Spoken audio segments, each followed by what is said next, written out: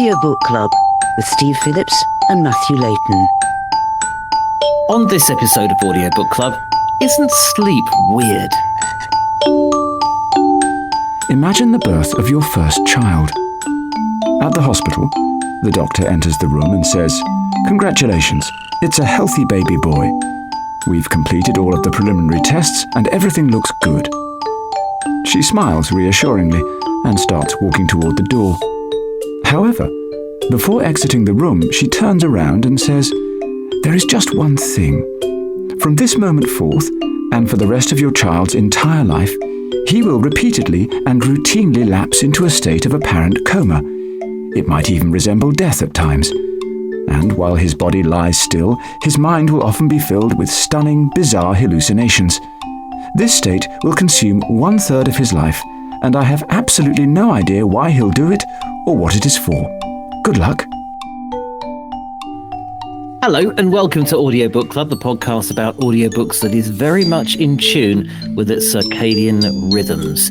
Joining me, as ever, on this voyage of this dreamlike voyage of slumber is Matt Layton, as ever. Hey, Matt, you all right? I'm very well, Steve. Bit knackered, but you know. You're a bit knackered. Yeah, I'm knackered. I'm just not getting enough sleep. Part of the course. That's what it is. Yeah, part of the course, which is why we're talking about this book this week, hey? Smooth, like it. This week we are talking about sleep in general. The book we're reading is Why We Sleep, The New Science of Sleep and Dreams, written by Professor Matthew Walker.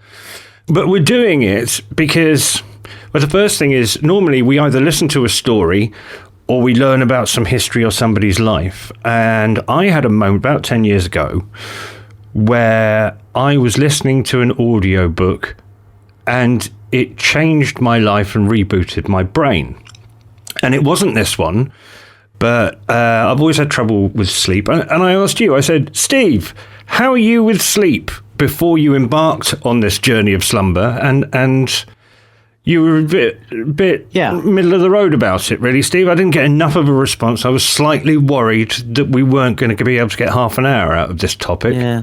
I probably dropped off halfway through your sentence. No, it was... I think we've got to get a jar. For every time one of us goes like that, or we should have a swear jar for that, for this entire episode, because that's too easy. Blakey impressions. Wasn't what it was meant to be.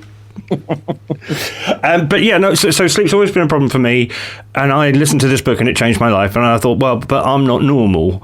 And I said to you, "Have you ever looked into this?" And then you had listened to this book, and yes, yeah. How was it? How was it for you, dear? Well, I made a mistake. So you've obviously you put us onto this book from the previous week, and when I downloaded it, and one night last week, I couldn't sleep. I woke up at 3 a.m, just could not get back off to sleep. So I just thought, I'll start listening to the audiobook that we're talking about in this episode. So that's what I did, expecting it to help me go to sleep. And the opening lines of basically saying, "If you don't get enough sleep, you will die." I couldn't get back to sleep off the back of that. I was just stressing about not getting enough sleep, and you and I have both done overnight shifts, or we both had to do early shifts. And if you wake up too early, you're wondering if you're going to get to sleep again, and then if you're going to oversleep through your alarm. It was that kind of stress again, caused by this book. Which is ironic in itself. So the experience I had with the sentence that changed my mind, or rebooted my mind about a decade ago, would have allowed you to get back to sleep, funnily enough. It would have fixed you. And I haven't played you this before. Oh, okay. This, and I wasn't sure if it was a mainstream thing or what. I was wondering if you would think I was a nutter for wanting to talk about sleep. But yeah, I think this clip from Richard Wiseman's book, Night School, Wake Up to the Power of Sleep, kind of sorted a lot of that out for me. Don't worry. Be happy.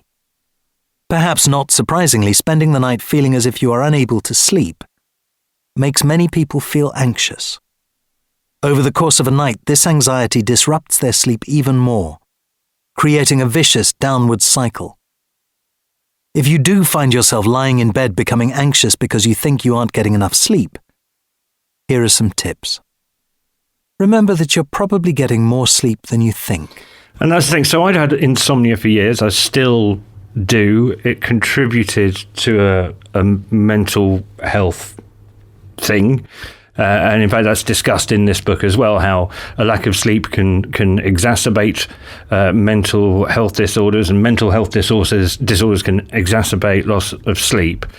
And just that book, which I listened to about the age of 40, and I just went, oh, right, okay, so I'm lying here worrying. If I stop worrying, then it'll all be better. And to be honest, it was nice to dive back into that world again, because it was only the only time I've listened to a book on sleep. And unfortunately, though, that book, Night School, Wake Up to the Power of Sleep by Richard Wiseman, is no longer in print. I can access it in my Audible library. I tried to send it to you as a gift yesterday. Did that work? No, didn't get it. Sorry. Didn't get it. And yeah, you can't. Out of audio. Yeah, it's basically out of audio print or whatever that's called. So I wanted you to read that, and what I did instead was jump on Audible, find the most popular book on the topic, and I actually said an academic approach to it. And we came here. Before we get into the specifics of the book we're meant to be reviewing and the book that we can't review, what was it like for you encountering sleep as the subject of a book for the first time?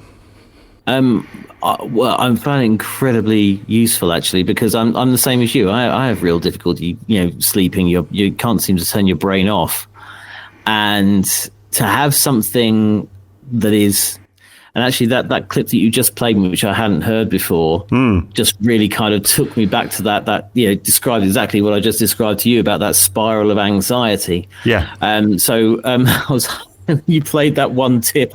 He did say tips, didn't he? I just heard the one there, and I had paper and pen ready to write down the rest of them. So you have to send that to me.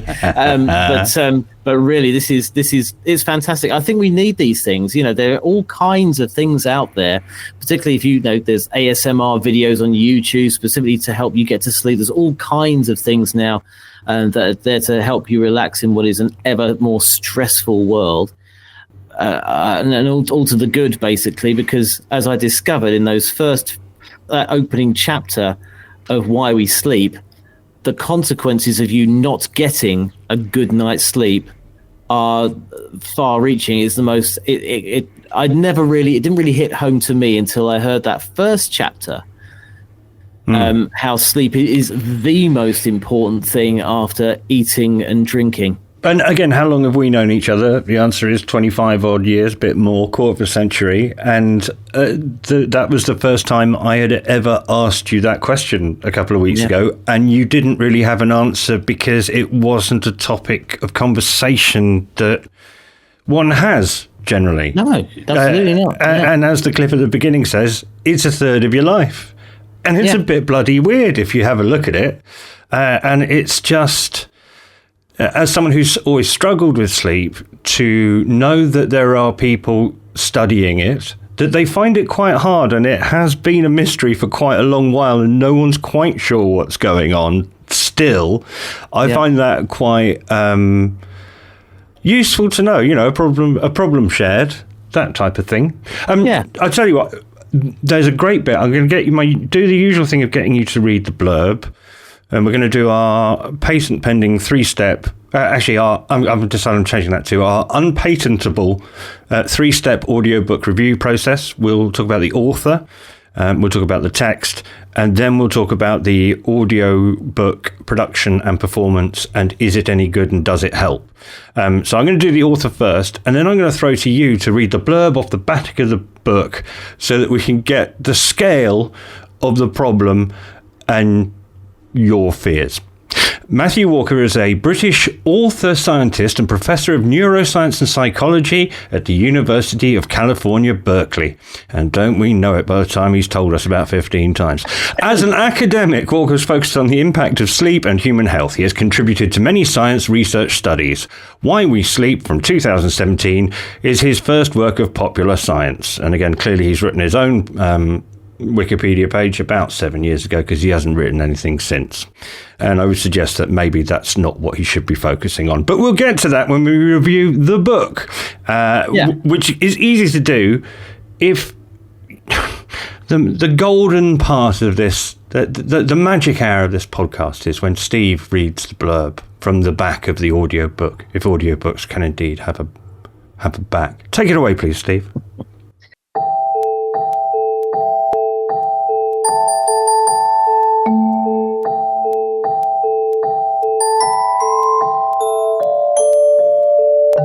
Sleep is one of the most important aspects of our life, health and longevity, and yet it is increasingly neglected in 21st century society with devastating consequences.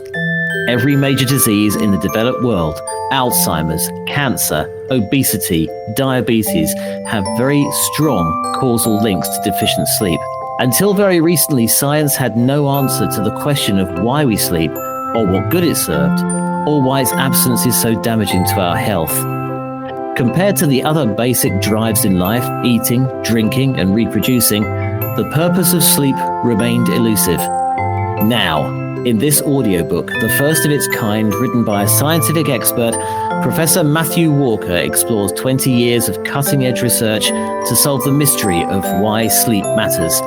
Looking at creatures from across the animal kingdom as well as major human studies, Why We Sleep delves into everything from what really happens during REM sleep to how caffeine and alcohol affect sleep and why our sleep patterns change across a lifetime, transforming our appreciation of the extraordinary phenomenon that safeguards our existence.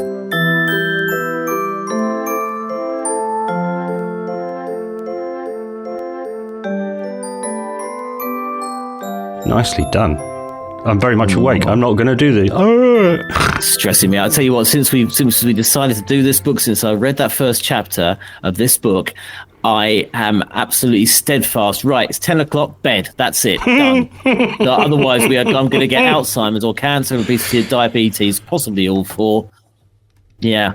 Do you know what? That's part of my problem with this book.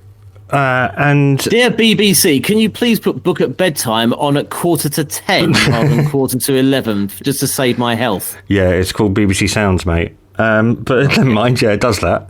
you can dear play points of view. Dear Barry Took. Yeah. Look, this is, funnily enough, so what we normally do at this point is have a little bit of chat about the subject matter of the book. It's interesting. It does sound like one of those American medication adverts that end with may cause serious side effects like dizziness, tingly arms, or death. It really... I'm getting tingly fingers. Is that a good thing? No, that's not a good thing. But again, as he keeps saying all the way through this, consult a medical professional. The problem I had with this book is it lays out all the problems and how you're going to get Alzheimer's and cancer. And as you said, it doesn't actually provide you with any solutions. So at various points he goes, and if you're suffering from this problem, then go to this website or look at this graph on the PDF. Figure 14 on the PDF. I don't look at PDFs when I'm listening to audiobooks. Perhaps this book was too academic and a bit cold.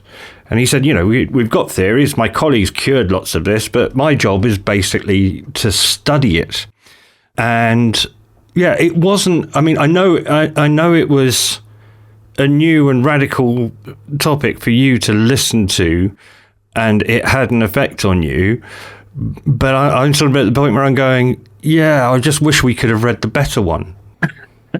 It left me worried. Yeah, well, okay. It's turned me into a hypochondriac. I'm like Doc Cotton, basically. She was always a hypochondriac. That's me now. Keeping it real for the international audience, Blakey, points of view. What do you mean? Doc Cotton. How do you know EastEnders plays on PBS in America with subtitles? Oh, that's what this book does that irritates me as well as directing you to a PDF. I'm on a bus. I've got 2 bags of shopping with me. I can't look at your PDF. Use your words, Professor, so-called Professor. So yeah, you think you can tell this has wound me up. Clip 3, which is the one where we normally transition from talking about the subject of the book, into the audiobook, and does it help? I've called clip 3 Pompous Ass. I was once fond of saying, sleep is the third pillar of good health, alongside diet and exercise. I have changed my tune. Sleep is more than a pillar. It is the foundation on which the other two health bastions sit. Take away the bedrock of sleep, or weaken it just a little, and careful eating or physical exercise become less than effective, as we shall see. Okay, so the first thing about that is the incredibly lazy device of "I used to say, but now it was number 3, but now I say it's number 1." The voice artist, whose name is, scroll up, Matthew, John Sackville, fine, competent delivery. There are occasional bits where he gets to do an accent, but unfortunately, to do this, he's got to read it in the voice of an irritating, pompous professor who wants to keep reminding us that he's a professor. Well, for the last 20 years, as a professor at the University of Berkeley, California, where I went after Harvard. He doesn't mention Newcastle, which is where he did most of his undergraduate stuff for some reason. Is that along the same lines as speaking as a father? Yeah, and also I got another example of my least favourite one woke me up in the morning last Thursday. Here, let me play you this. But my least favourite lazy device of oratory is the following. It is time now, though, for Thought for the Day at 14 minutes to 8. The speaker this morning is Jane Manfredi, writer and Anglican deacon. Good morning. Do you know what you stand for? The story of two men who vandalised a Paddington Bear statue in Newbury has made me ponder this question. The statue was destroyed by the men during a drunken night out, which was captured on CCTV. The pair were told by a judge their actions were the antithesis of everything the bear stands for. Paddington Bear has become a much-loved cultural icon. He represents kindness, tolerance, and promotes integration and acceptance in our society, the judge said. Which makes me want to ask, do you know who else stood for kindness, compassion, and care of the stranger? That's right, Jesus. He also did pretty well. He didn't do it for marmalade sales, though, did he? Kindness, compassion, and care of the stranger. No, or indeed wine sales. Yeah. Sorry, that just got my goat. That was a total sidebar. I apologise for taking us off course. But if you compare... So he's got... Basically, the author of this one has got my goat, partly because he wasn't helping. Is it sort of a narrative trope where they build things up, then name the thing they've just spoken about? Because that's what you have these days with what you've just played there. Yeah. It's like... yes, he was just a humble tea boy, but then through singing through the working man's clubs, he grew up to be a star. That man was Frank Sinatra. Yeah, that sort of thing. Yeah, and again, it's a bit cheesy. And okay, here's the thing. On a topic this personal and this new and this important, I don't really want to... look up to somebody on high who is telling me all the problems and not providing me with the solutions. I would really, really like at some point to see if we can get Richard Wiseman's Night School republished and then let you have a listen to it and see if it helps you get to sleep. Because as I say, I think I said I wanted an academic approach to it. I realise now that I'm not really capable of tolerating academia for that long, and many of the stories were the same in both of the books. There's one story where in the 1930s, some sleep scientists went into a cave in Kentucky and spent 5 weeks down there with absolutely no access to daylight. And it turned out that their bodies both went into a rhythm that was 24 hours and 15 minutes long. So the natural human internal body clock, if deprived of daylight, it's slightly longer than a 24-hour day. So we're kind of we're overwhelmed slightly, which I think is really interesting. But the difference between the current book that we're reading, Why We Sleep, and Night School is that there was humour that was funny, and also it contributed. The anecdote contributed to the solution, to illustrating. Yeah, what's missing from this book is this is how sleep works. This is science. This is what we say at University of Berkeley, California. But what it doesn't say is, and here's something you can do about it. As you reacted earlier on, you had your pen out. Waiting. I tell you what I'm going to do. Not these euphemisms. Well, that's one way to sleep.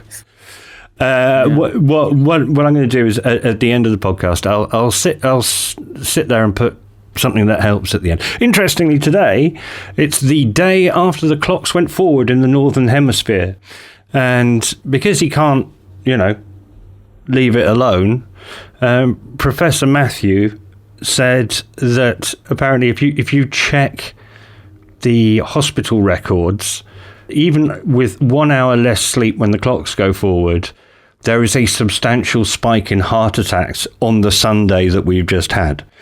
So when you get just 1 hour's less sleep. Did he have a solution? No. This is the thing, this is what we're saying, basically. So I'm sorry for frightening you, really, Steve. I didn't mean to. I thought you were going to get a rounded journey of the problem and the solution, but we just seem to get...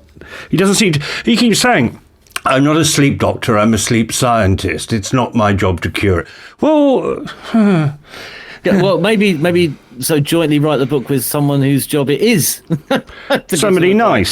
Somebody nice. Yeah. Can you do it with someone nice, like Francis Wilson off The Weather or something, or Des Lynam? Good. Someone reassuring, because actually, that particular night, I was hoping in that one chapter when he said, yes, basically, if you don't get enough sleep, it causes obesity, ultimately death. But don't worry, you can do something about it. That sentence did not appear. No, it didn't. It didn't. And in the other book, it does. And yeah, it's all. What is it? Most adults in the developing world, since the invention of the light bulb, we've been going to bed when it gets dark for hundreds of thousands of years, and it's only in the last 150 that we've been kept awake all night by first light bulbs and then computer screens. Sleep hygiene's important, Steve. I'll tell you what, I'll give you a little course. Sleep hygiene is important. Don't do anything exciting after 9 o'clock. If you can put your phone and your iPad down at that point, that would be good, because blue light is like sunlight and tries to fool your brain that you're awake. Make sure that your bedroom is at a temperature that you're comfortable with. The reckoning is about 18 degrees C is the best. Make sure it's entirely dark. Don't do anything in your bedroom apart from sleeping and bonking. You really brought down the tone here. No, I haven't. No, but this is it. This is exciting after 9 o'clock. Oh, apart from bonking. No. You could. Oh. No. Hold on. Sorry. Oh yeah. By the way, here's one. Again, I listened. I can't remember which book it was, but it pointed out that some people are owls and some people are larks. I was able to relate to that. So some people like to get up in the morning. Some people like to stay up late at night. I'm a late night bird. It's unfortunate when then you. The whole idea of sleeping with someone else in your bed as well. If you can avoid that, it's a very good idea. So this book is a single contributor to divorce as well, I imagine. Well, exactly. So there's one stat in the good book, the Night School book, that says 60% of new American homes are built with 2 master bedrooms, so that both parties can have a good night's sleep. You have a hug, and then pop off to the gentleman bedroom. Yeah. So there's also look. Yeah. As I say, I have had to learn about this stuff for medical reasons. It's a really serious thing for me. I barely take any psychiatric drugs anymore, but I still take something to help me sleep every day. And I'm part of the bottom 1%, but I do my best to to set everything up. It was actually really nice to have a refresher. And if I don't get enough sleep, then I'm very quickly. I did some time in a mental hospital in my mid-30s before I realised any of this, and as I say, it's a vicious circle. It's the lack of sleep caused me mental health problems, and then the mental health problems didn't help my sleep. So it's something I genuinely have to watch. I know that we all fear the bit where we open our eyes and there's a member of our family with their name on a post-it note on their forehead because we've forgotten who everybody is. And, there's solid evidence that a lack of sleep will bring on Alzheimer's. I don't think people take it seriously. It's not something, to be honest, my pub chat's not great anyway, but just occasionally, as I say, I've known you a quarter of a century and you don't know that about me. I guess because it's, something we keep private. And I certainly didn't. You were always brighter and shinier than I was when we had to start work at 5 o'clock in the morning. So I just assumed you didn't have a problem with it. Yeah, that was Pro Plus, mate. Ah! Remember our old friend Pro Plus, which has probably not done a great amount for our sleep health, I imagine. No caffeine afternoon, basically. Half-life of caffeine is something like 5 hours, which means you've still got half the caffeine buzzing around in your system at noon. Bath late at night.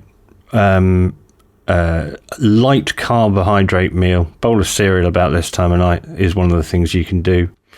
It's something that I've studied a lot, and as with most things in my life, my obsessive compulsive disorder is always in constant conflict with my laziness.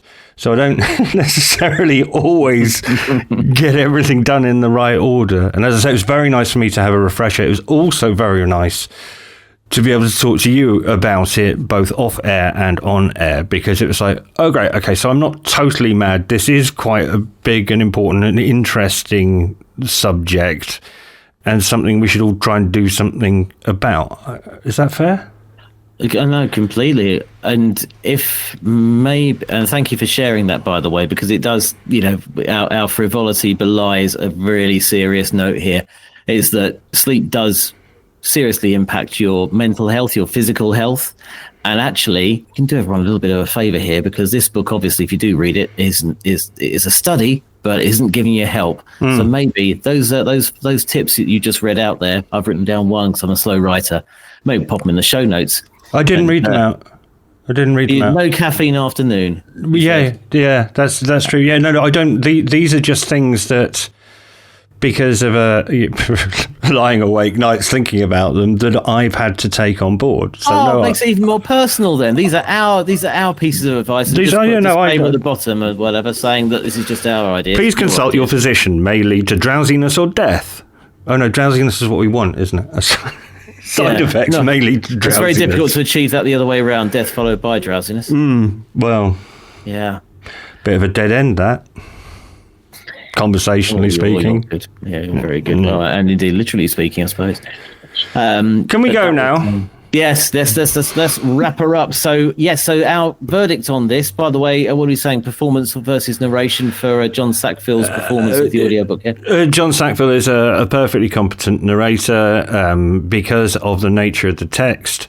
There's kind of like some powerful force with the pompousness of the author and the narrator having to read it in that particular voice really got my goat. Do you remember that bit in the first chapter where he says, this book, I really don't mind if you fall asleep too. That's kind of the aim. But frankly, I found with this narration, you don't ever hear this narration connected with any kind of guided meditation to help you sleep, No, but there is also a bit where I was thinking, now, hold on, does that mean that the voice artist is trying to read it in a way where it could be multi-purposed? And I think there's a little bit of that towards the beginning, that not only is he reading the academic tome, he's trying to read it in a way that would not wake you up or you could drift off to. And it's too much of a compromise and trying to do too many things at once. I just have to say, though, I'm going to play you this clip from Night School again. partly because we need to end on a positive note. But actor Damian Lewis, are you familiar with him? Yeah. Homeland. Yeah. Wolf Hall. Billions. Yeah. Yeah. Have a listen to this. Don't worry. Be happy. Perhaps not surprisingly, spending the night feeling as if you are unable to sleep makes many people feel anxious. Over the course of a night, this anxiety disrupts their sleep even more, creating a vicious downward cycle. If you do find yourself lying in bed becoming anxious because you think you aren't getting enough sleep, here are some tips. Remember that you're probably getting more sleep than you think. Is it just me? Can you hear it too? Yeah. What, the clip you just played? Does it sound like Damian Lewis? No. Oh, okay. No, it doesn't. He sounds... no, he's. I think Damian Lewis is a little bit more not husky, maybe?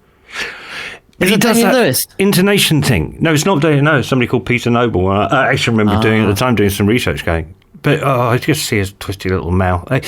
People who... I hate to be too judgy, but you just know you're not going to get on with. You can do all the acting you like, mate, but I can see what's underneath. Yeah, I kind of picked up, dude, when you just said, I can just see his twisty little mouth. Yeah.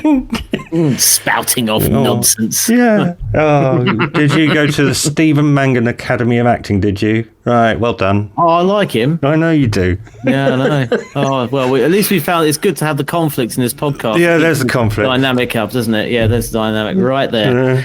Well, then, we'll finally wrap up once again. So, yes, Why We Sleep, The New Science of Sleep and Dreams by Matthew Walker, narrated by John Sackville, came out a fair few years ago now, 2017, in at 13 hours and 31 minutes from Penguin Audio, and is still available from Audible.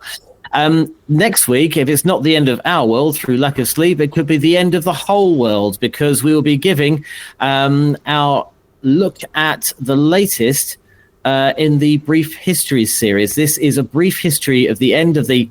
there's going to be a lot of bleeping. Hold on, stop. I'll do it. A brief history of the end of the fucking world.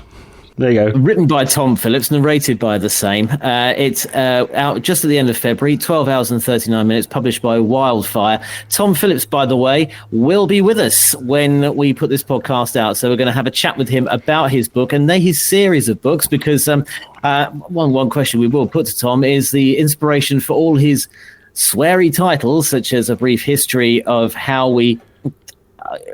effed it all up. I'm so BBC, I can't do it. I know, it's so wonderful. There's Truth, A Brief History of Total B shit. No, you said shit now. You said shit in front of a microphone. You're sacked. You'll never work in this town again. I just literally bleeped out the word ball. It also shows what a decent human being you are. It just reminds me of the Dave Allen line when he talks about how Americans swear constantly all the time as a matter of their conversation, to the point where they'll be walking in the park and they'll tread on some dog mess and they'll go, "Oh shit, I trod on some doggy doo-doo."